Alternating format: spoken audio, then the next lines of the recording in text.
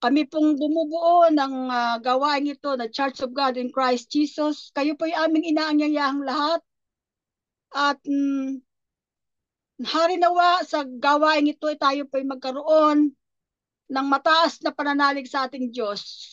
Akin pong tatawagin ang aking kapatid na si Merly, Sister Merly sa kanyang opening prayer.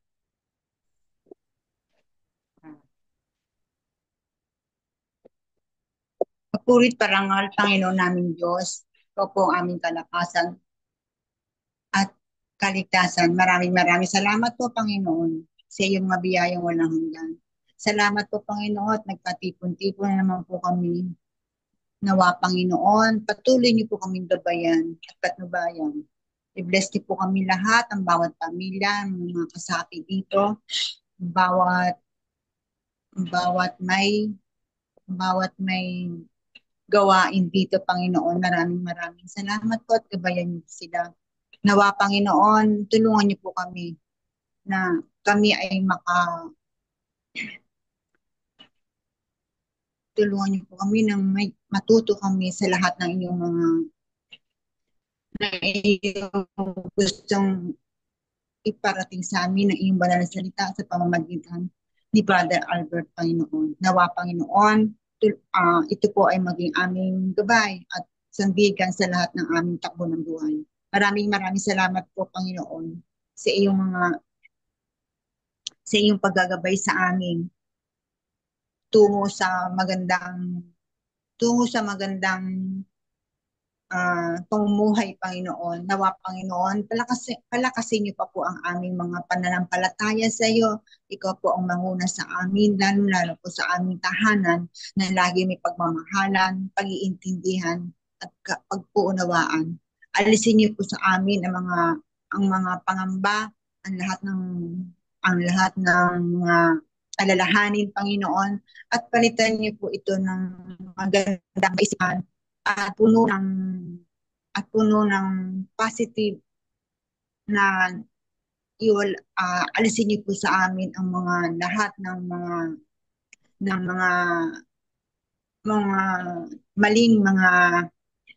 maling pag-iisip, Panginoon. Nawa, Panginoon, i-bless niyo po, Panginoon, ang aming mga nganta, ang bawat membro nito, ang bawat lalo na po si Brother Albert, dahil kung wala po siya, Panginoon, na ginagamit ninyo, ay malaki po sa aming kakulangan. Kaya pagkalooban niyo po siya ng kaalaman, ng kaalaman, Panginoon, na gusto niyong iparating sa amin dahil siya po ang nagbibigay sa amin ng kaliwanagan at paliwanag sa lahat ng gusto niyang iparating sa amin. Maraming salamat po sa biyayang ito, Panginoon. At nawa, Panginoon, marami pa po kaming mahikayat na gustong makinig sa inyo, Panginoon, na itong mga inyong gusto, na ito pong inyong banal na salita, ito po ang magiging gabay namin upang maging mabuting tao, Panginoon. Salamat po, Panginoon. Salamat. In the mighty name of Jesus. Amen.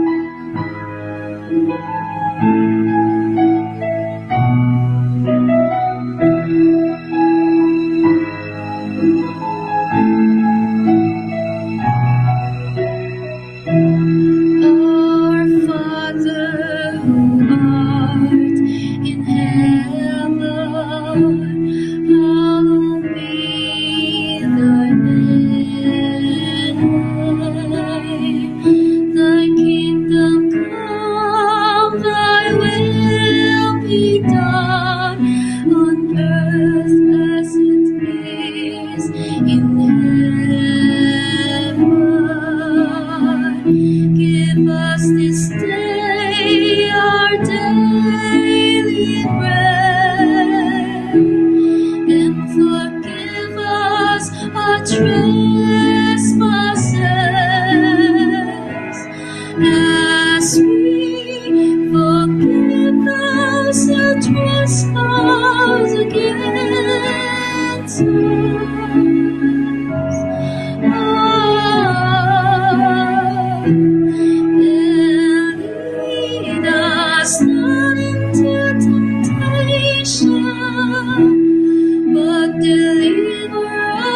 The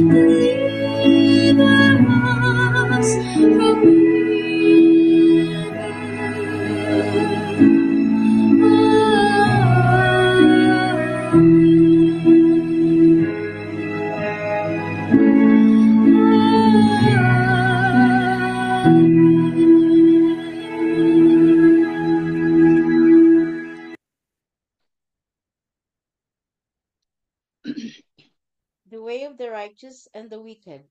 Blessed is the man who walks not in the counsel of the wicked, nor stands in the way of the sinners, nor sits in the seats of the scoffers. But his delight is in the law of the Lord, and in his law he meditates day and night. He is like a tree planted by streams of water that yields its fruits in its season, and its leaf does not wither. In all that he does, he prospers. The wicked are not so, but like a chaff that the wind drives away. Therefore the wicked will not stand in the judgment, nor sinners in the congregation of the righteous. For the Lord knows the way of the righteous, but the way of the wicked will perish. Brothers and sisters, that's the word of the Lord. At ngayon mga kapatid, ating pong tawagin ang ating kapatid na si Brother Randy sa kanyang ibibahaging inspirational talk sa kanyang nalalaman sa gawain ito.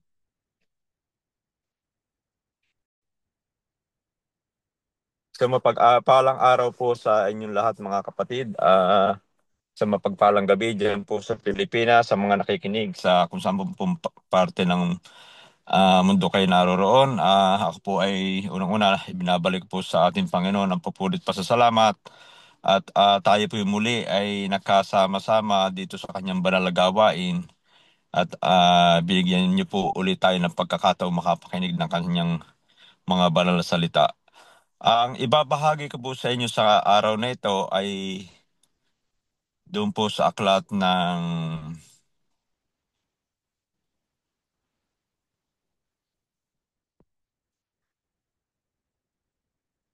aklat ng Lucas, chapter 18, verses 9 to 14. Ito po ay tungkol po doon sa isang pariseo at isang maniningil ng buwis. Ito po ang sinasabi rito, simula po sa verse 9. At kanyang sinalita naman ang talinghagang ito sa nagsisiasa sa kanilang sarili na nagpapanggap na sila'y matutuwid at pinawawalang halaga ang lahat ng mga iba. May dalawang lalaking nagsipanhik sa templo upang magsipanalangin. Ang isa'y pariseo at ang isa'y maniningil ng buwis. Ang pariseo ay nakatayo at nananalangin sa kanyang sarili ng ganito: Diyos, pinasasalamatan kita na hindi ako gaya ng ibang mga tao na mga manglulupig, mga liko, mga pangalunya, o hindi man lamang na ito. Makalay ka po ng lahat kung na nakatayo sa malayo ay kundi dinadagukan ang kanyang dibdib na sinasabi, Diyos, ikaw ay mahabag sa akin at isang makasalanan. Sinasabi ko sa inyo na naog at umuwi sa kanyang bahay ang taong ito na inaaring ganap kaysa isa, sapagkat ang bawat nagmamataas sa kanyang sarili ay mabababa, tatapwat ang nagpapakababa sa kanyang sarili ay matataas. Amen. Dito po sa aking binasa sa aklat lang ng Lucas, ipinababatid po sa atin ng ating Panginoon na ang isa pong kagaya po natin na tayo po ay sa kagaya po nating mananampalataya, napakalaking bagay po yung tayo ay tumatanggap ng ating kasalanan, tayo po ay tinatanggap na tayo ay makasalanan or tayo po ay nasa mababa sapagkat mas napapalapit po sa Diyos, yung po mga taong may kababaan ng loob. At hindi porket tayo po ay, ito po yung isang natutunan ko sa, kung ibabahagi ko po sa iyo sa aking natutunan po dito sa, or nadama dito po sa aking binasa. Bilang tayo lingkod, hindi po natin pwedeng ipagmalaki sa iba na tayo ay lingkod ng Diyos, or tayo ay laging nakikinig ng kanyang mga salita. Ang mahalaga po ay tayo po ay tinatanggap natin ang ating Panginoon Hesus Kristo. Tinatanggap po natin tayo makasalanan, sapagkat kung hindi po ganun, hindi po tayo makakapasok sa kaharian ng Diyos. At hindi po natin po pwedeng, kagaya po nung aking pong naranasan nung ako'y nasa Pilipinas. At hindi ko po pwedeng ikumpara yung aking sariling katatayuan sa iba, sapagkat tayo po lahat ay meron po tayong kanya-kanyang katatayuan sa buhay. At hindi po tayo pwedeng maliit ng kahit sino, lalong-lalo na po sa mananampalataya. Ang siguro po yung iba napapansin natin, pero hindi po tayo po pwedeng manghusga or humusga sa ibang mga mananampalataya, sapagkat yung pong ibang yun ay yung mga taong ni pakikinig ng salita ng Diyos ay hindi po nila nararanasan, or nakakarinig man sila ng salita ng Diyos ay hindi na ipapaliwanag sa kanila ng maliwanag na kung ano yung hatid ng mga salita ng Diyos sa bawat isa sa atin. Ako po bilang tinawag ng Panginoon, dito po sa aking binasa ay talaga pong hindi ko po pwedeng ipagmalaki na kung ano ang aking katatayuan, kung ano yung aking kilalalagyan, or dito mo po sa pananampalataya ay hindi ko po pwedeng ako'y sigurado na sakalig at makakasunod sa mga pinag-uutos ng Panginoon. Ngunit sa atin pong papatuloy, hindi man po tayo kaagad-agad na ika nga po ay makaka 100% na, kasi po siguro ako, kagaya ko po, ako kung minsan nagre-relax kasi akala ko maliligtas ako sa pakikinig lang.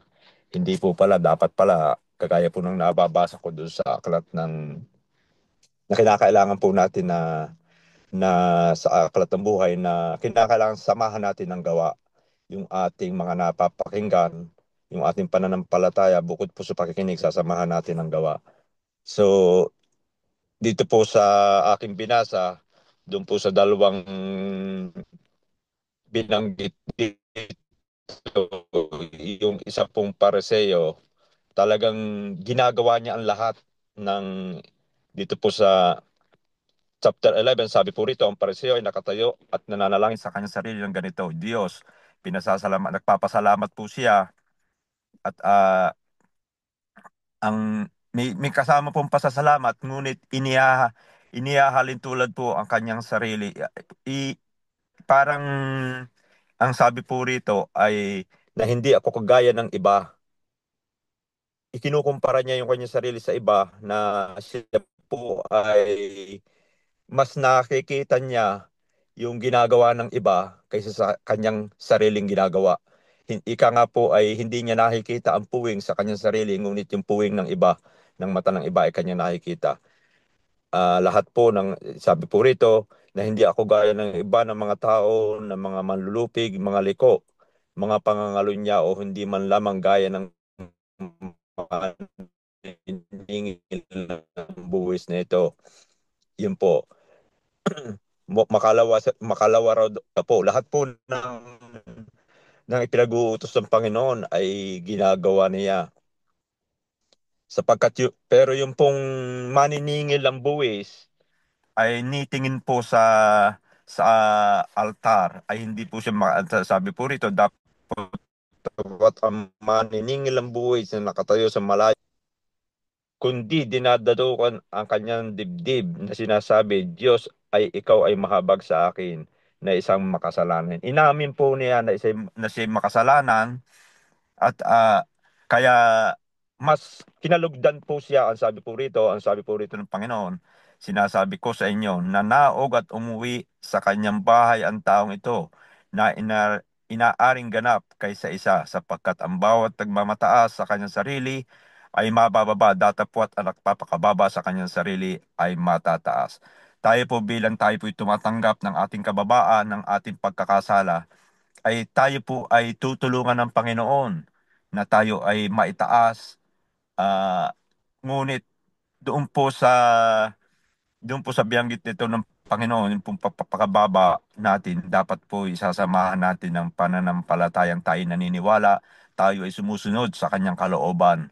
Sapagkat kung hindi po tayo gagalaw, hindi po tayo kikilos, hindi po tayo makikinig, o hindi po natin pagninilayan ng kanyang mga Panginoon. Yun po ang aking na na ika nga po yun, ang aking nadama dito sa mga salitang ito na ipinagkaloob sa akin sa araw nito. At nawa pa mga kapatid ay nakapulot kayo ng konting aral dito sa aking naibahagi sa inyo. At isang mapagpalang araw po sa inyong lahat. Maraming salamat.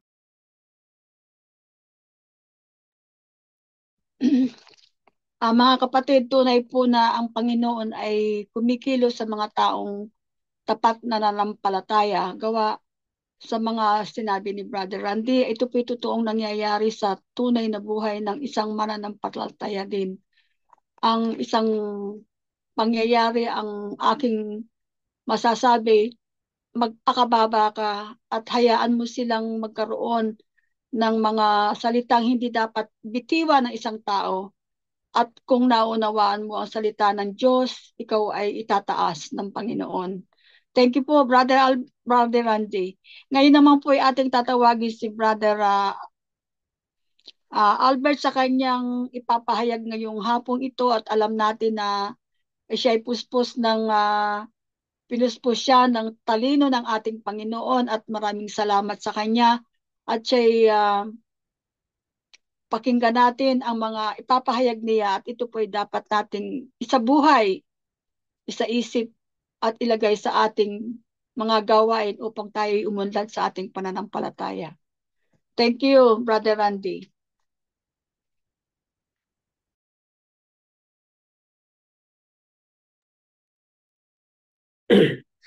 Magandang araw po mga minamahal na magulang at kapatid. Magandang gabi dyan sa Pilipinas at magandang hapon naman dito sa mga kapatid natin sa UK at saan man dako kayo naabot at nararating ng munting pag-aaral na ito sa salita ng Diyos. Dalangin ko po na ang kapayapaan, ang kanyang pag-ibig, ang siyang maghari sa bawat isa sa atin.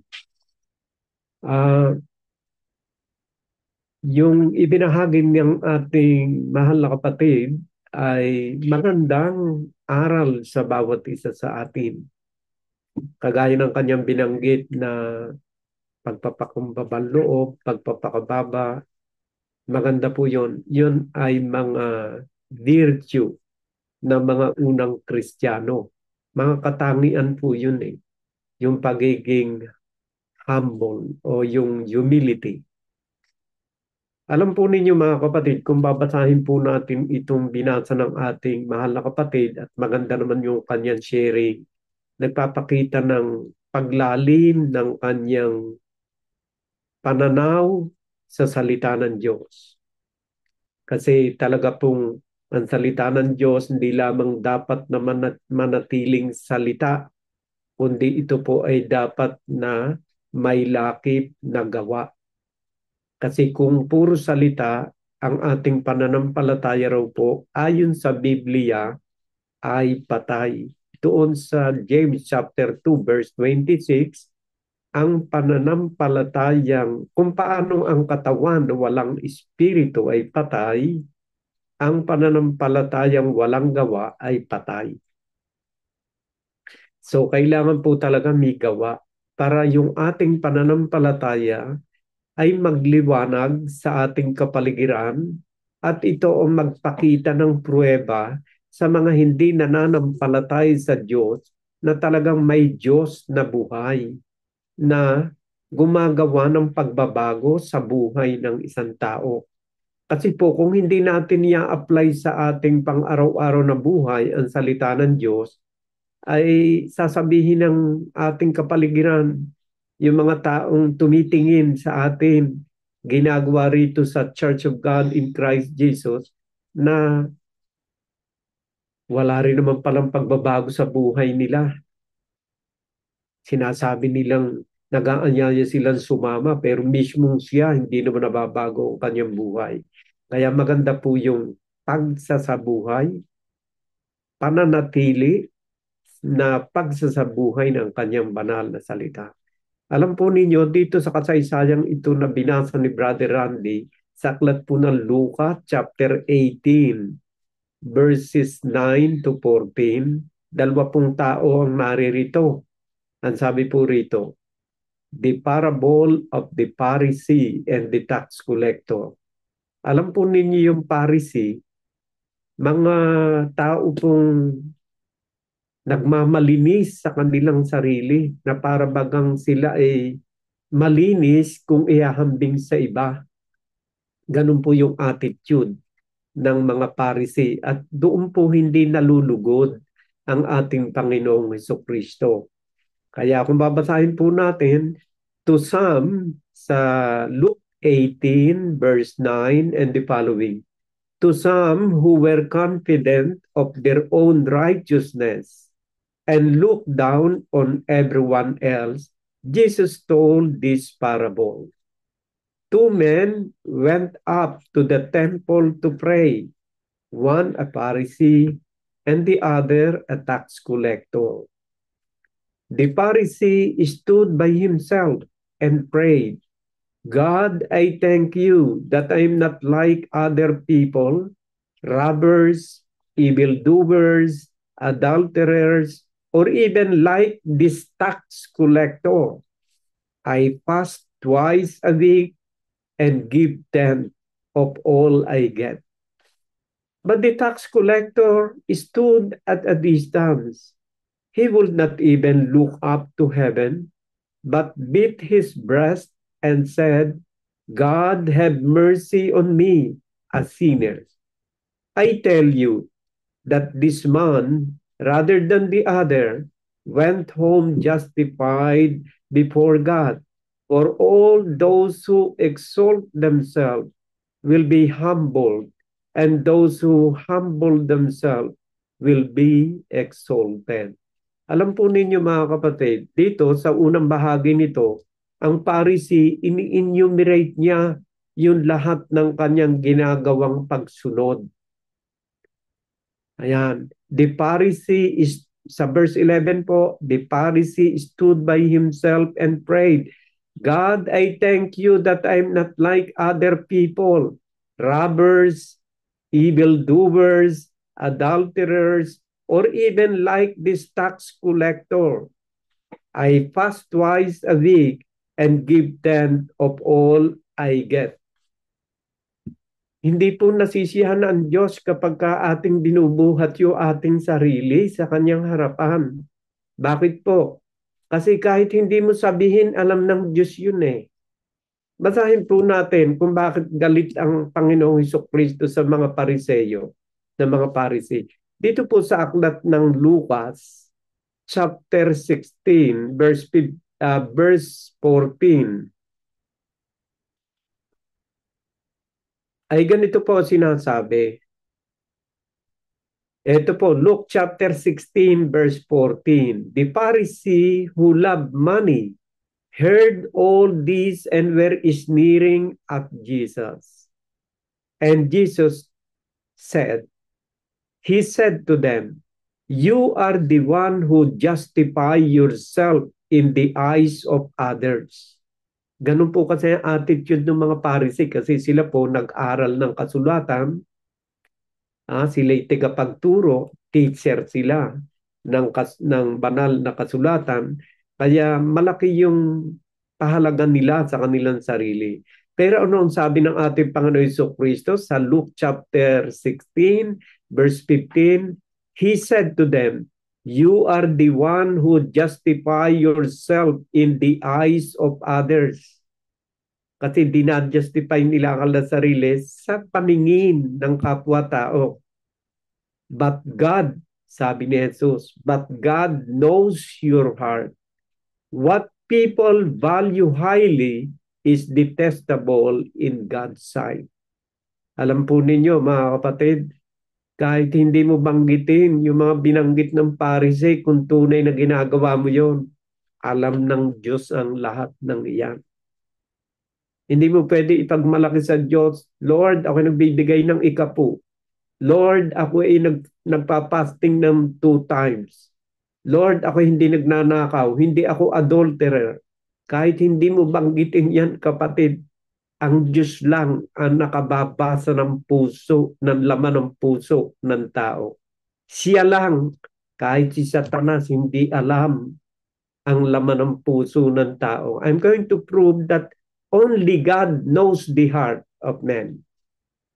Maniniwala po ba kayo that only God, Diyos lang, ang nakakasaliksik at nakakaalam ng puso ng tao. Even Satan doesn't know that. Kaya nga, pinakamabisang panalangin ay panalangin sa isip at sa puso. Kasi Diyos din lang ang nakakabasa ng isip at ng puso ng tao. Si Satan, hindi niya nababasa yon. Nalalaman lang ni Satan yan kapag binigkas ng ating labi. Pero yung mga bagay na natatago sa ating puso, hindi mo maitatago sa Diyos yan. Babasa po ako ng isang verse sa Bible na tanging ang Diyos lang ang nakakaalam ng nakatago sa puso ng tao. Sa aklat po ng First King chapter 8 verse 39. Ito po sinasabi sa aklat po ng First King, unang hari, kapitulo 8, versikulo 39. Ang sabi po rito ay ganito, "Then hear from heaven, your dwelling place, forgive and act, deal with everyone according to all they do, since you know their heart. For you alone know every human heart." Siya lang ang nakakaalam at nakababasa ng isip at puso ng tao. No any other. Walang iba na nakakaalam. So para ano na iyong sabihin sa Diyos, Lord, ako'y natulong sa mga mahihirap. Lord, ako ay nagpa-fasting ng 2 times. Lord, ako ay kahit ang mga kaaway ko ay ginawan ko na mabuti. You don't have to mention all those things to God. God knows everything in our life, in and out. Alam ng Diyos kung sino tayo. What is important in this lesson is humility of the tax collector, na dito po ay natuwa ang ating Panginoong Hesukristo. Siyang umuwi na nasa grasya at pagpapala ng Diyos. Why? Kasi ang gusto ng Diyos kapag lumapit ka sa Kanya, you have to humble yourself before the Lord. Utos yan, my dear brothers and sisters. Bakit ninanais ng Diyos na ikaw ay magpakumbabang loob sa Kanya? Kasi alam naman niya kung ano yung mga pinagagawa mo. Masama't mabuti alam niya at wala tayong maikukubli sa Kanya. Yun nga ang babala ng Diyos kay Haring Solomon. Nung siya magkasala, sabi rito sa aklat ng First Chronicle, chapter 28, verse 9, ang sabi ng Diyos kay Solomon, warning ito kay Solomon para hindi siya magkasala, pero nagkasala at the end si King Solomon. Ang sabi rito ng Diyos kay Haring Solomon, "And you, my son, Solomon, acknowledge God of your father and serve him with wholehearted devotion and with a willing mind. For the Lord searches every heart and understands every desire and every thought. If you seek him, he will be found by you. But if you forsake him, he will reject you forever." Warning po ito kay King Solomon. Pero at the end of the life of King Solomon, he sinned because of his wives. Marami po kasing asawa si Haring Solomon. Almost thousands ang asawa niya. Ay nailigaw siya nung bandang huli ng kanyang mga asawa. So that is the life of King Solomon. But the warning is here.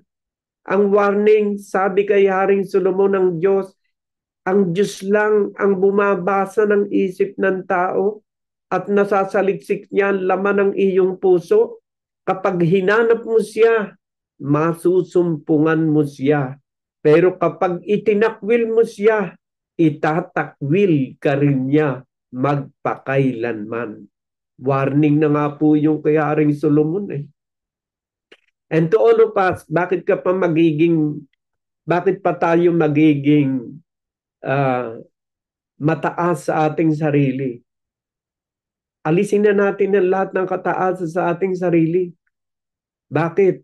Wala tayong may pagmamalaki at may pagyayabang. God knows everything in our life. Even you say it or not, God knows it. Alam ng Diyos yan. Kaya tayo kung minsan nababanggit natin na ganito tayo, pero tayo tinitigilan ng Diyos. Sa ganitong panahon na tayo nasa ilalim ng gawain ng Panginoon, alam ng Diyos ang lahat na nagaganap sa ating buhay. Alam ng Diyos yung mga kabutihang iyong pinagagawa. Katunayan, hindi nga niya nalilimutan yung lahat na mabuti nating ginawa. Whether you say it or not, alam ng Diyos yan, my dear brothers and sisters. Dito po sa aklat ng Hebrew, chapter 6, verse 11,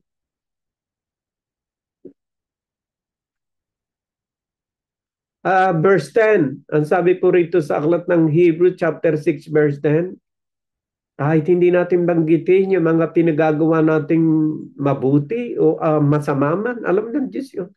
At doon sa mabuti nating ginawa, may sinabi ang Diyos dito, kapag gumawa tayo ng mabuti, na hindi natin pinagsasasabi sa kung kani-kanino, dahil alam naman ng Diyos yun, mayroong pangako ang Diyos dito, at sabi rito sa Hebrew, chapter 6, verse 10, God is not unjust.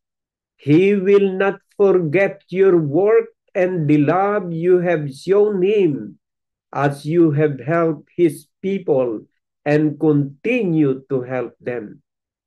Ang Diyos daw ay hindi ay makatarungan upang limutin ang lahat ng ating pinagagawang mabuti. Hindi unjust ang Diyos upang limutin ang ating pinagagawang mabuti sa ating kapwa. So on the record pala, yun lahat ng ating ginagawang mabuti. Kaya ano ang payo ng mga apostol? Habang may pagkakataon, gumawa tayo ng mabuti sapagkat lahat ng ating mga ginagawang mabuti, alam ng Diyos yan. At kailan may hindi nalilimutan ng Diyos ang lahat ng pinaggagawa nating mabuti. Basahin nga natin sa aklat po ng Galatia chapter 6 verse 9. Let us not become weary in doing good. Kaya nga po hinihimok tayo na huwag tayong manghihina ng loob na gumawa ng mabuti. Pagka ikaw ay inuudyo ka ng Espiritu Santo na tumulong ka lalo na sa mahihirap, huwag mong baliwalain yon, kapatid. Kasi ang Diyos ang nag-uudyok na gumawa ka ng mabuti. At kapag ginawa mo ang kabutihang yon sa iyong kapwa, ang Diyos ay Diyos ng katarungan. Hindi niya nalilimutan ang lahat ng iyong pinagagawang mabuti sa iyong kapwa. Kaya ang utos ng mga apostoles at utos ni Kristo, let us not become weary in doing good, for all at the proper time we will reap a harvest if we do not give up. Do not give up of helping the poor.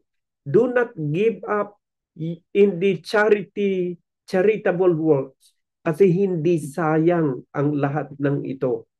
Nakikita ng Diyos ang lahat ng ating pinaggagawa, nababasa niya ang motibo ng ating puso at ng ating isipan.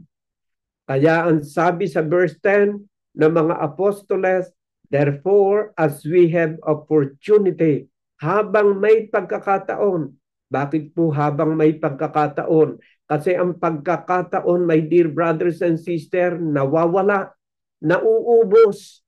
Kapag matanda ka na, hindi mo na magagawa yung ibang bagay na ipinagagawa sa iyo.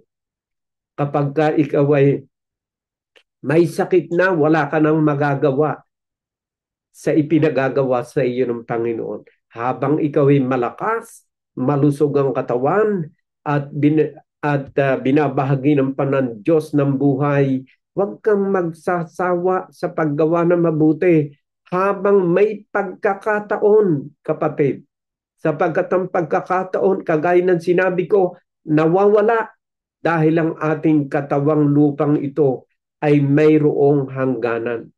Therefore, as we have opportunity, let us do good to all people. Let us do good to all people. Gawin natin ang mabuti. Ano po ba yung mabuti na dapat natin gawin? Charity lamang ba ang paggawa ng mabuti? Lahat ng kautusan ng Diyos ay mabuti, my dear brothers and sisters. As long as na sinusunod mo lahat ng utos ng Diyos, ang lahat ng utos ay mabuti. Basahin po natin sa aklat ng Romans chapter 7 verse 12. Romans chapter 7 verse 12. Ito po sabi, so then, the law is holy, and the commandments is holy, righteous, and good. Meron po kasing good sa ating paningin at sa ating sarili, pero hindi good sa Diyos. Maaring sa ating tingin, good, pero hindi good sa Diyos. At ano po ang good sa Diyos? Yung lahat ng Kanya ipinag-uutos, sundin mo. Yun ang good sa Diyos. Kapag sinabi ng Diyos, if you have opportunity, do good to others, gawain mo. Kasi mabuti yan. Utos ng Diyos ay mabuti. Ang mga kautusan ng Diyos ay righteous at mabuti. Kung tayo lagi ay handang sumunod sa Kanya mga kautusan, tayo ay nabubuhay sa kabutihan ng Diyos. Kagaya na nasabi ko, merong mabuti na hindi naman kalugod-lugod sa Diyos. Kaya merong kabutihan, inaalis ng Diyos eh. Merong yung kabaitan, inaalis ng Diyos. Eh mabait nga, pero inililigaw ka sa iyong pananampalataya. Mabait nga, pero ang kanyang mga katuruan ay nagliligaw sa tunay na paraan ng Diyos ng kaligtasan at hindi nakabatay sa kanyang salita. Kaya ito po ang sabi sa aklat ng 1 Corinthians chapter 1 verse 19. Ito po ang sabi, 1 Corinthians chapter 1 verse 19. For it is written, I will destroy the wisdom of the wise. The intelligence of the intelligent I will prostrate. Kung ko po babasahin sa English version. O sa wikang Tagalog ko po babasahin. Dito sa aklat ng 1 Corinthians, para mas magandang maintindihan natin sa wikang Tagalog, 1 Corinthians chapter 1 verse 19, ito po sinasabi, sapagkat nasusulat, iwawalat ko ang karunungan ng marurunong at isasawala ko ang kabaitan ng mababait. Meron po kasing mabait nga, pero inililigaw ka lang. Maraming mga gawain ang ganyan, napuspos ng kabaitan. Pero kapag tiningnan ninyo ang kanilang mga katuruan at ang kanilang mga pinaggagawa, hindi sila tahasang sumusunod sa kautusan ni Kristo na tunay na kabaitan at kabutihan. So my dear brothers and sisters, marami kasi ang magliligaw sa ating kapanahunan. At marami sa ating kapanahunan talagang makikita mo na puro mga himala ang kanilang mga ipinopront sa mga tao. Pero maging sa Biblia, my dear brothers and sisters, si Kristo mismo nagbabala ng tungkol sa bagay na yan. Ito po ang sabi sa aklat ng Mateo chapter 24, verse 24. Ang sabi po ay ganito, for false Christ and false prophet will arise and perform great signs and wonders, so as to lead astray, if possible, even the elect. So, lahat ginagamit ang pangalan ni Kristo. At meron pa nga nagsasabing siya mismo si Kristo, pero magliligaw lamang pala sa daan ng tunay na pananampalataya sa Diyos. At yan po'y warning ng ating Panginoon Jesucristo. Basahin po natin sa aklat ng Mateo 24:5. Ang sabi po ay ganito, for many will come in my name saying, I am the Christ, and they will lead many astray. Lahat naman ng mga uri ng mga pananampalataya sa ating kasalukuyan, puro si Kristo. Pero ang gawa, ang matibay na ebidensya kung talagang sila'y tunay na kay Kristo. Sapagkat maraming mga antikristo nagsilitaw sa ating kapanahunan ngayon. Maraming anti-Christ. Pero ginagamit din nila ang pangalan ni Kristo. Sino ba ang anti-Christ na ito na binabanggit din sa Biblia sa aklat ng 1 John chapter 2:18? Ito sabi, children, it is the last hour, and as you have heard that Antichrist is coming. So now many Antichrists have come. Therefore we know that it is the last hour. Alam po ninyo, nung matapos na ang siglo ng mga apostoles, lumitaw na yung mga Antikristo. At sino po ba yung mga Antikristong binabanggit dito? Ituloy po natin ang pagbasa sa 19. They went out from us, but they were not of us. For if they had been of us, they would have continued with us. But they were out, that it might become plain that they are not of us. Yung po palang mga Antikristo nung panahon ng mga apostoles, yung mga nagsihiwalay sa mga apostol. Sila po ang tinatawag na Antikristo. Bakit po anti? Parang antibiotics. Kalaban ng biotics, kalaban ng mga viruses, kalaban ng mga bacteria, kaya antibiotics. Antichrist, kalaban ni Kristo. Bakit po? Ipinopronounce nila ang pangalan ni Kristo, pero ang kanilang mga ginagawa ay kalaban sila ni Kristo. Utos ni Kristo, huwag manalangin ng paulit-ulit. Sila'y nananalangin ng paulit-ulit, kalaban sila ni Kristo. Iniutos ni Kristo, huwag sasamba sa mga Diyos-Diyusan. Samba ng samba sa Diyos-Diyusan. Sasabihin mo bang hindi nila kinakalaban si Kristo? They say by their lips that they are in Christ. But what they are doing is very clear that they are anti-Christ. At marami sa ating kapanahunan ng ganyan, my dear brothers and sisters. Kasi sabi ni Kristo, Many false prophets will arise. Marami, my dear brothers and sisters.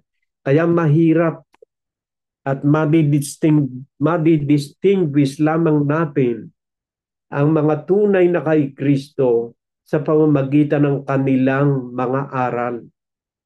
Kapag ang aral ay nanggagaling sa Biblia at ang paliwanag ay nanggagaling din sa banal na kasulatan, hindi ito kalaban ni Kristo. Pero kapag ang aral ay inimbento lamang ng isang tao at gumagawa siya ng sarili niyang aral, siya po ay nagiging anti-Christ kasi ipinagbabawal po ni Kristo ang magbawas at magdagdag sa kanyang mga banal na salita.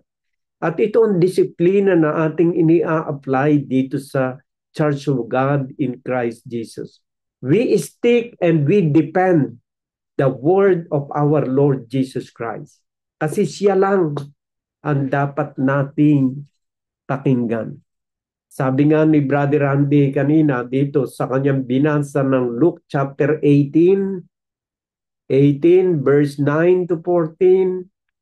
Ito, sa huling bahagi po sa 14, ang sabi ng ating Panginoon Jesucristo, I tell you, this man went down to his house justified.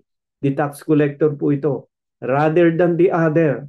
For everyone who exalts himself will be humbled, but the one who humbles himself will be exalted. So my dear brothers and sisters, we don't have to exalt ourselves in front of God when we pray. As what I have told you before, He is the only one who knows what is in our mind and what is in our heart. Maraming talata sa Biblia ay pinagbabawal niyang pagbo-boast ng ating sarili. If you want to boast, boast of our Lord Jesus Christ. Ang ating pagmalaki si Kristo, hindi ating sarili, sapagkat utang natin sa Kanya ang lahat ng mayroon tayo. Utos nga niya yan kahit sa aklat po ng Mateo, sinabi po niya sa 23 ng Mateo, sa 23, chapter 23, verse 12 ng Matthew. Ayaw niya na tayo magmamataas sa ating sarili. Whoever exalts himself will be humbled, and whoever humbles himself will be exalted. Gusto mong itaas ka ng Panginoon? Magpakababa ka. Humble yourself before the Lord. Basahin po natin sa aklat ng 1 Peter chapter 5 verse 6. Ang sabi po ni San Pedro sa kanyang sulat sa aklat ni San Pedro chapter 5 verse 6, humble yourself therefore under the mighty hand of God, so that at the proper time He may exalt you. Pabayaan natin ang Diyos ang magtaas sa atin, sapagkat siya nakakasaliksik ng ating puso at ng ating isipan sa takdang panahon, my dear brothers and sisters. Kapag ikaw ay walang tigil sa paggawa ng mabuti, dahil sa tulong at patnubay ng mga aral at salita ng Diyos, hindi ka tumitigil ng paggawa ng mabuti sa araw-araw na iyong buhay. The time will come, my dear brothers and sisters, you will be exalted by God. At pabayaan natin ang Diyos ang magtaas sa bawat isa sa atin. Wala tayong karapatang magtaas ng ating sarili. Ang pagtaas at ang pagbagsak nasa kamay ng Diyos po yan. What God is requiring to each and every one of us is to remain humble and to practice humility in our everyday life. Alam po ninyo, my dear brothers and sisters, tama rin ang sabi ni Brother Randy, kailangan ng pagsunod sa kanyang mga salita. Alam po ba ninyo si Haring Saul sa Old Testament kung bakit siya ay bumagsak at humiwalay ang Espiritu ng Panginoon kay Haring Saul? Siya pa ang kauna-unahang hari ng bansang Israel. Pero hindi siya kinalugdan ng Diyos. Why? Kasi po, kanyang binayulate ang utos ng Diyos. Kailangan ng pagsunod 100% sa kalooban ng Diyos. Ano po ang sinabi ng Diyos sa pamamagitan ni Prophet Samuel kay King Saul? Ito po ang sinabi sa aklat po ng 1 Samuel. Babasahin ko po sa inyo kung ano ang sinabi. Sa aklat ng 1 Samuel chapter 15 verse 22, ito po sinasabi. Si Samuel po ay prophet of God. Ito po ang ginagamit ng Diyos para magsalita sa hari. At sabi po ni Prophet Samuel, dahil ipinasasabi ng Diyos, and Samuel said, has the Lord has great delight in burnt offering and sacrifices, as in obeying the voice of the Lord? Behold, to obey is better than sacrifice. You know, obedience is better than sacrifice. That is why obedience is very important. And that is the virtue of those first Christians, especially the apostles. So, we must also practice humility, obedience. Napakarami pong mga virtue na ipinagagawa sa atin ng Panginoon. At lahat ng ito, my dear brothers and sisters, ay maghahatid sa atin upang tayo ay makarating sa kanyang banal na kaharian. Ito po ang mga virtue na nais ng Diyos na gawain ng bawat isa sa atin. Sa aklat po ng 2 Peter chapter 1 verse 5 and the following, for this very reason, make every effort to supplement your faith with virtue, and virtue with knowledge, and knowledge with self-control, and self-control with steadfastness, and steadfastness with godliness, and godliness with brotherly affection, and brotherly affection with love. For if these qualities are yours and are increasing, they keep you from being ineffective or unfruitful in the knowledge of our Lord Jesus Christ.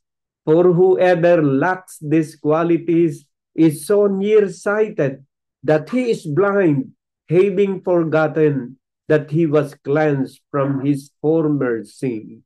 So my dear brothers and sisters, yan po yung mga virtue na dapat ng isang Kristiyano ay makita sa kanya lahat ng ito. Aklat po ng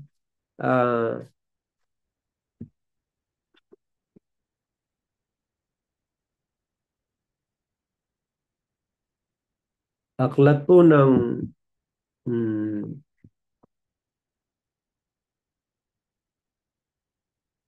Peter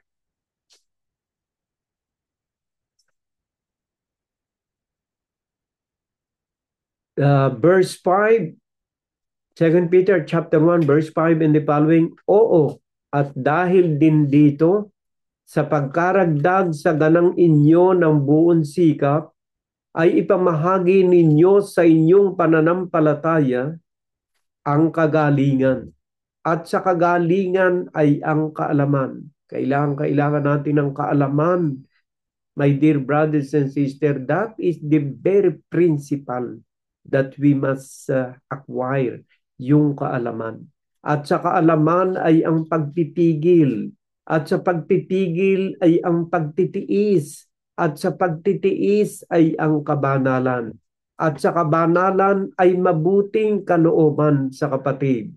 At sa mabuting kalooban sa kapatid ay ang pag-ibig.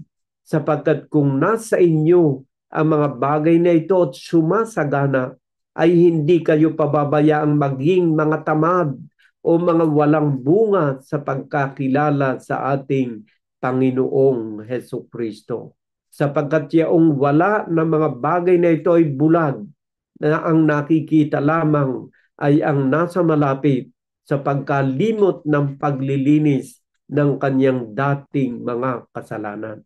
So my dear brothers and sisters, napakaganda po na talagang ikapit natin ang salita ng Diyos sa ating buhay.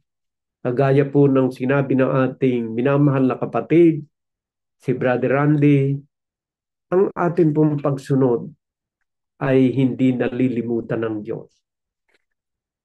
Hebrew chapter 6 verse 10, ang Diyos ay hindi makatarungan upang limutin, ay hindi makatarungan upang limutin ang lahat ng ating mga pinagagawang mabuti.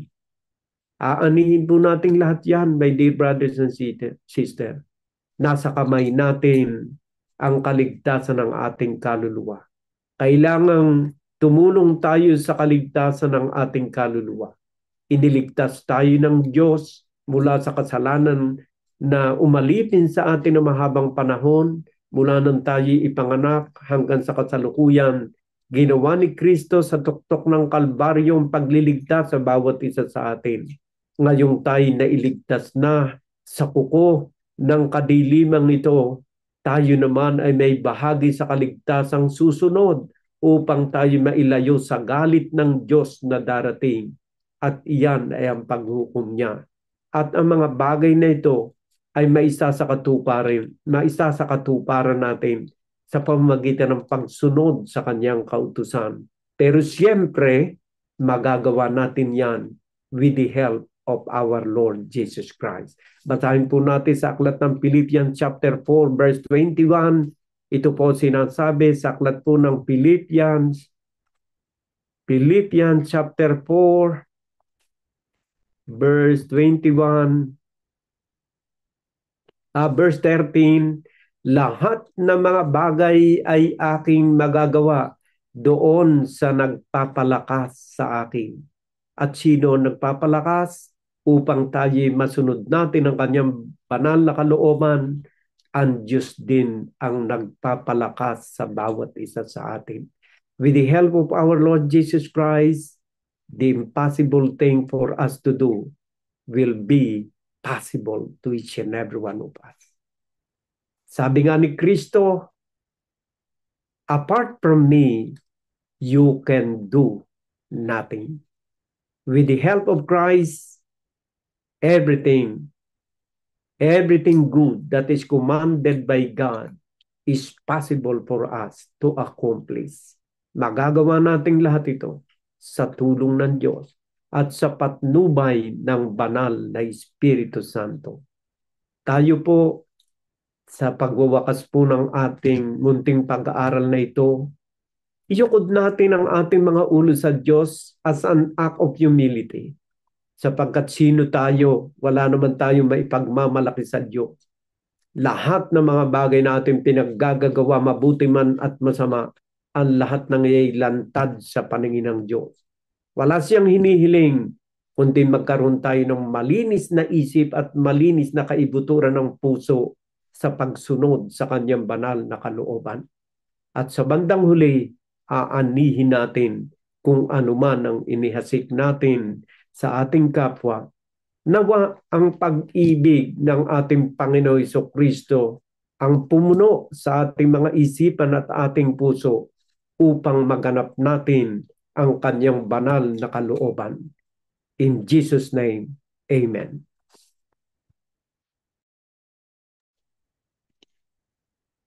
At ngayon naman po, mga kapatid, ating pong tawagan si Sister LB sa closing prayer.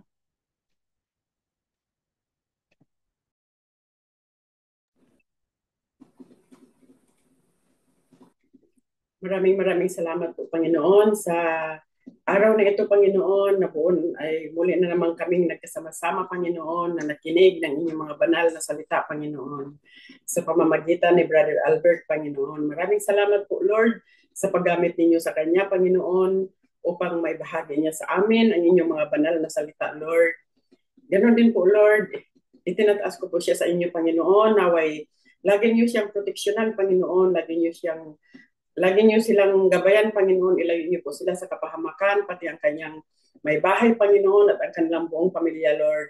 At naway mas marami pang masaliksik si Brother Albert, Panginoon, na inyong mga banal na salita, Panginoon, para maibahagi niya sa amin, Lord. Maraming salamat po, Lord, sa paggamit ninyo sa kanya, Panginoon.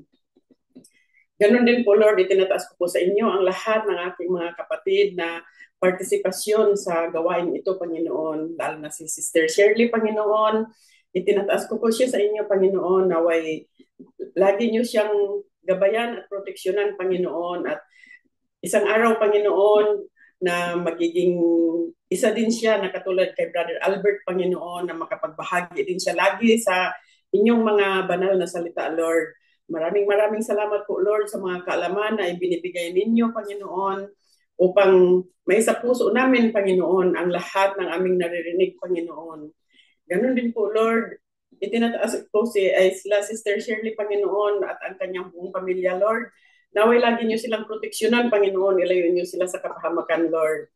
Ganon din po, Lord, itinataas ko din po sa inyo ang kapatid namin na mag-asawa, Panginoon, sila Sister Levi at Brother Randy, Panginoon, na palagi din sila, Panginoon, na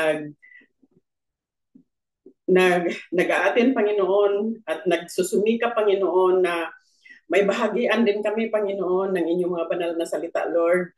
At ginagawa din nila lahat, Panginoon, upang matupad, Panginoon, ang tungkulin namin, Panginoon, na makapaglingkod sa inyo, Panginoon. Maraming salamat po sa mag-asawa na ito, Panginoon, naway gabayan at proteksyonan niyo rin po sila, Panginoon. Ilayo niyo po sila sa kapahamakan, Panginoon, kasampu ng kanilang buong pamilya, Panginoon.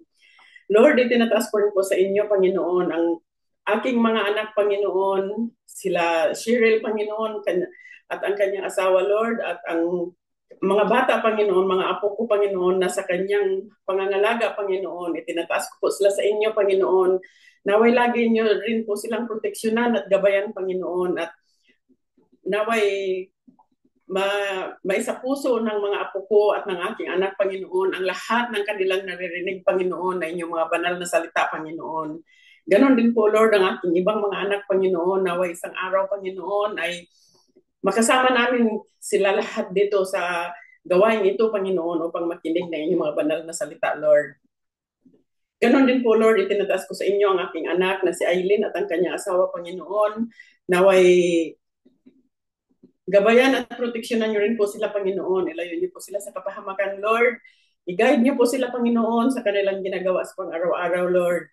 Pati na po, Lord, ang aking ibang mga anak, Lord, ang aking anak, Lord, na nasa loob ng kulungan, Panginoon, naway kayo na po ang bahala sa kanya, Panginoon. Tatanggapin ko po, Lord, kung ano man po, Panginoon, ang kanyang kapalaran, Panginoon. Kayo na po ang bahala sa kanya, Lord. Lord, ganun din po, Lord, itinataas ko po sa inyo ang iba naming mga kapatid sa Pilipinas, Panginoon, si Sister Merly, Panginoon, naway gabayan at proteksyonan niyo rin po siya, Panginoon, dahil nagsusumikap din po siya, Panginoon, na matuto sa lahat ng aming napapakinggan, Panginoon, na inyong mga banal na salita, Panginoon. Ilayo niyo po siya sa kapahamakan, Lord, at ang kanyang buong pamilya, Panginoon, pati na po, Lord, si Sister Joyce, Panginoon, at ang kanyang buong pamilya, Lord, naway lagi niyo silang gabayan at proteksyonan, Panginoon, at ilayo niyo po sila lahat sa mga kapahamakan, Panginoon. Itinataas ko rin po sa inyo, Panginoon, si Sister Amor, Panginoon, naway hipuin niyo po siya, Panginoon, kung ano man po ang kanyang mga karamdaman, Panginoon, naway mapagaling na po, gumaling na po siya, Panginoon, sa pamamagitan ng inyong makapangyarihang kamay, Panginoon. Pati na po, Lord, ang itinataas ko rin po sa inyo ang kanyang buong pamilya, Panginoon, ang kanyang anak na bagong silang, Panginoon, naway lumaki ng maayos, Panginoon, at mabait na bata, Panginoon. Pati na po, Lord, ang kanyang asawa na si Brother Archie, Panginoon, at ang kanilang buong pamilya, Lord. Itinataas ko po sa inyo, Panginoon, ang aming bansa, Panginoon, at ang lahat ng mga taong nagsasuffer ng mga kalamidad, Panginoon, at sa lahat ng mga taong may mga karamdaman sa oras na ito, Panginoon, kayo na po ang bahala, Lord. Maraming salamat po, Lord, sa inyong paggabay, pagproteksyon sa amin, Panginoon, at sa lahat ng mga biyaya na aming natatanggap sa araw-araw, Panginoon. Maraming salamat po, Lord. Itinataas ko po sa inyo, Panginoon, itong aking alaga, Lord. Nagpapasalamat ako, Lord, Naway tuloy-tuloy ang kanyang pagaling sa kanyang mga sugat, Panginoon. At lagi niyo po siyang hipuin, Panginoon, ng maging mahinahon siya lagi, Panginoon. Maraming salamat po, Lord, sa pagbigay ninyo rin ng magandang kalusugan sa atin, Panginoon.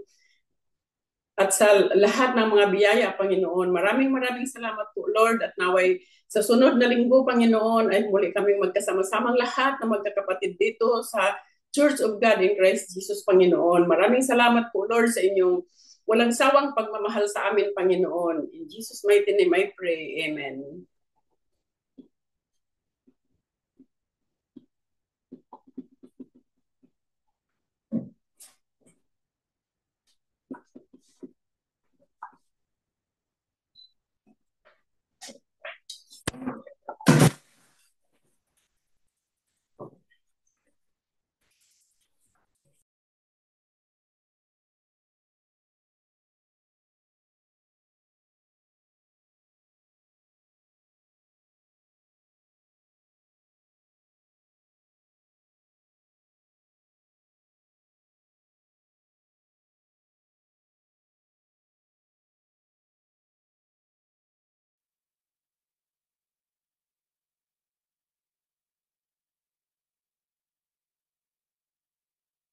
Thank you so much po for everyone. And until next week po, have a lovely week ahead.